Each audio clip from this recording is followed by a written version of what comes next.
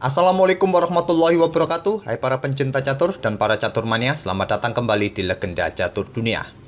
Setelah hari melelahkan di game 6 kemarin lusa bermain kurang lebih 8 jam, Magnus dan Ian Nepo melanjutkan game ke-7-nya tadi malam. Nanti malam juga dilanjut dengan game ke-8, terus dilanjut dengan rest day yang ketiga kawan.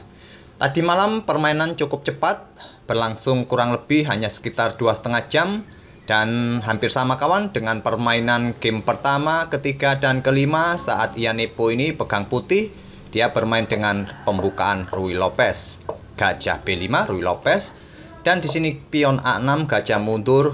Mereka melakukan langkah-langkah yang sama kawan, bermain dengan anti Marshall, menolak untuk bermain dengan Marshall Gambit terlebih dahulu, memainkan pion C3.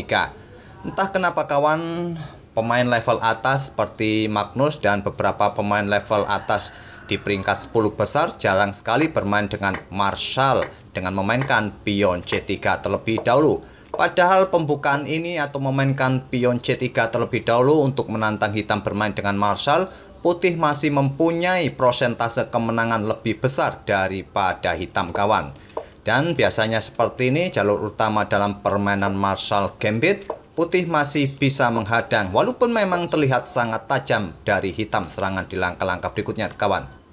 Tapi menurut database bahwa permainan Marshall Attack ini putih mempunyai kesempatan atau probabilitas kemenangan sebesar 34,2%, draw-nya atau remisnya sekitar 35,8%, dan kesempatan hitam menang hanya sekitar 30% saja. Jadi kesempatan putih sebetulnya jauh lebih besar jika kalian bermain dengan Ruy Lopez menantang hitam untuk bermain dengan Marshall Gambit, memainkan pion C3 terlebih dahulu. Tapi lagi-lagi di game ke-7 ini kawan, Ian Nepo bermain dengan anti Marshall dengan pion A4 sama dalam permainan game ketiga dan game kelima. Carlsen menggeser beteng B8. Jika pada game yang ketiga kawan, Carlsen bermain dengan gajah B7. Di game kelima, Carlsen bermain dengan beteng B8 sama seperti game yang ke-7 ini. Di sini pion A pukul pion B5 dan mereka mengulangi langkah yang sama sampai langkah ke-10 pion H3 oleh Ian Nepo. Selanjutnya pion D6 dan di sini kawan di langkah ke-11-nya ini pada game kelima Ian Nepo bermain dengan pion C3 dilanjut Carlsen dengan pion B4. Tapi di game ini, di game ke-7, Ian Nepo membuat perbedaan dengan pion D3. Langkah ini masih ada yang pernah memainkan sebelumnya kawan, jadi bukan hal yang baru. Selanjutnya Carlsen memainkan pion H6, dilanjut kuda C3 dan beteng E8 oleh Carlsen. Di sini kuda ke D5. Dan sampai langkah ke-13 ini, diagram seperti ini. Ada satu game yang sudah pernah mencapainya pada tahun 2013 di turnamen European Rapid Chess Championship 2013 di Polandia, di mana hitam saat itu melanjutkan dengan langkah pertukaran seperti ini kawan, dibalas hitam dengan gajah B7 dan permainan berakhir miss. Ujung-ujungnya kawan, hitam hanya mempunyai bidak kuda plus rajanya saja, sedangkan putih hanya menyisakan raja plus 1 pion. Tentu saja dengan komposisi seperti itu permainan akan tetap berakhir miss jika dipaksa pion maju untuk promosi. Oke, kita kembali ke permainannya Ian Nepo versus Magnus ini kawan. Di sini saat kuda putih D5, Magnus menarik mundur gajah F8, membuka lajur bagi beteng, juga mempersiapkan gajah untuk melindungi beberapa pionnya ini kawan agar rajanya merasa aman. Dan di sini Ian Nepo simple bertukar kuda dipukul balik oleh menteri. Selanjutnya pion C3, persiapan pion D4, dibalas dengan kuda ke E7. Langkah kuda ini tentu saja kawan, persiapan mendorong pion dan juga mempunyai opsi untuk bermanuver ke peta ini nanti, ke peta G6. Di sini Ian Nepo melanjutkan pengembangan gajah E3. Sekarang gajah E6. Melanjutkan pengembangan juga mencoba menetralisir kekuatan gajah terang putih ini. Pada permainan Ruy Lopez ataupun permainan Italian game kawan, sering kali kita jumpai putih mempunyai gajah yang kuat di diagonal terang ini mengincar pion F7 yang langsung mengincar juga pada raja hitam ini. Memang langkah gajah hitam atau gajah petak terang hitam ini mencoba menetralisir di petak E6 seringkali juga dimainkan di game Ruy Lopez ataupun Italian game. Dan di sini Yanepo melanjutkan dengan pion D4 melanjutkan rencananya. Selanjutnya di sini pion E pukul pion D4 dan dipukul pion C. Langkah pion ini tadi kawan yang dilakukan oleh Carlsen ini memang kayaknya sedikit aneh. Karena hitam atau Carlsen membiarkan putih mendapatkan kontrol di petak pusat dengan kedua pionnya ini. Tapi maksud dari Carlsen adalah sebagai berikut kawan. Setelah dia melakukan pertukaran gajah dan melanjutkan manuver kuda ke G6, Carlsen ingin membuka lajur bagi betengnya, ingin merebut kembali pion putih di petak pusat ini. Dan di sini Yanepo melanjutkan dengan menggeser beteng E ke C1, mencoba mengincar pion C7. Atau kalian pada posisi ini kawan ingin mencoba membackup pion kalian dari ancaman beteng ini dengan menteri ke petak C2 sekaligus untuk mengincar pion C7. Hitam akan memainkan pion C5 nya kawan, putih akan membalas dengan pion E5. Jika dilanjutkan permainan masih akan tetap berimbang kawan dengan komposisi yang sama. Di sini menteri hitam akan menghindar, pion pukul pion D6. Di sini pion C akan pukul pion D4 terlebih dahulu dengan tempo mengancam gajah. Pion dipukul oleh kuda mengancam menteri, menteri ambil pion yang ada di peta D6, dan sama saja kawan komposisi akan tetap kembali seimbang, sama-sama jumlah pionnya dan kualitas perwira pun juga sama. Atau pada posisi seperti ini tadi kawan, jika putih memilih pukul pion C5 terlebih dahulu, maka hitam akan pukul balik menggunakan pion. Jika dipukul oleh gajah menantang pertukaran bisa. Di sini beteng hitam bergeser mengepin gajah, dilindungi oleh pion B4 dan seterusnya terjadi pertukaran di sini kawan, dipukul balik. Di sini menteri akan bergerak ke petak D5 untuk selanjutnya pukul pion ini atau pion ini dengan kalau di sini pukul menggunakan kuda, kalau di sini akan menggunakan beteng dan sama saja kawan jika dilanjutkan juga akan tetap kembali berimbang kualitas perwira ataupun jumlah pion. Oke, kita kembali ke permainan aslinya kawan. Pada posisi langkah kuda ke G6 ini, di sini Yanepo tadi menggeser beteng ke C1 mengincar pion. Sebelum pukul pion di peta E4 ini menggunakan beteng, Carlsen mendorong pion C5-nya menantang pion pusat.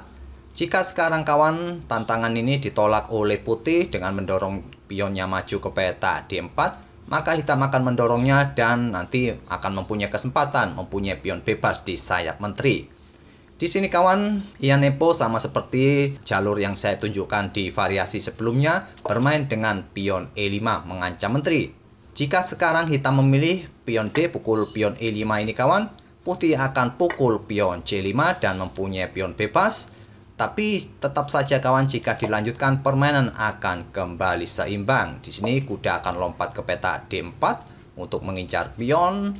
Beteng hitam akan bergeser ke lajur C mengancam kuda. Di sini kalian bisa melakukan pengorbanan perwira dengan mendorong pion C6 dan selanjutnya akan mengancam beteng. Dan tentu saja kalian akan kalah jumlah perwira untuk sementara. Tapi ancaman pion bebas ini cukup serius kawan. Ini akan membuat beteng ini akan cukup pasif. Dan tetap saja di langkah berikutnya permainan akan kembali seimbang.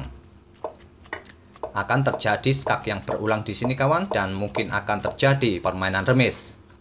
Oleh karena itulah pada posisi seperti tadi kawan saat pion E5 ini didorong oleh Yanepo, Carlsen tidak memukulnya menggunakan pion D, dia memilih langkah menteri menghindar terlebih dahulu ke F5. Jika menteri tadi bergeser ke peta E6, maka akan terjadi pertukaran menteri oleh putih kawan. Jika dipukul balik oleh beteng, maka pion mempunyai kesempatan maju. Beteng hitam tidak akan berani pukul pion karena di sini ada kuda. Atau pada posisi ini jika dipukul menggunakan pion F, selanjutnya akan jadi seperti ini kawan. Pion E pukul pion D6, jika dipukul balik oleh gajah, putih akan mempunyai pion bebas di lajur C ini. Atau saat terjadi pertukaran menteri ini, memukulnya menggunakan beteng, pion akan mempunyai kesempatan maju, beteng harus mundur, selanjutnya pion E pukul pion D6, bisa dipukul balik, tapi juga bisa dipukul balik oleh gajah. Selanjutnya jika terjadi pertukaran, putih akan mempunyai kesempatan untuk mengawal pion bebasnya ini, juga memberikan pressure bagi pion yang ada di lajur B. Nanti dengan dukungan beteng di lajur D di langkah berikutnya, pion ini akan membuat repot bagi hitam kawan. Oleh karena itulah, Carlsen pada posisi seperti ini saat Iannepo memainkan pion E5-nya ini mengancam menterinya. Dia hanya melangkahkan menterinya ke F5, tidak ke peta E6, akan merugikan bagi dia. Dan Iannepo melanjutkan dengan pion D, pukul pion C5. Di sini dipukul balik oleh pion D. Di langkah berikutnya pion ini siap didorong maju dan Iannepo tidak menginginkan itu, langsung pukul menggunakan gajah. Dan di sini kawan, terjadi pertukaran perwira yang sangat cepat. Mereka tidak terlalu lama membuat keputusan. Dan di langkah ke-26 ini kita sudah temui permainan endgame menteri plus beteng. Jumlah pion masih tetap seimbang dan cukup simetris. Selanjutnya, menteri C3 oleh Iannepo menantang pertukaran dan sepertinya di langkah ke-27 ini mengindikasikan Iannepo ingin bermain remis lagi.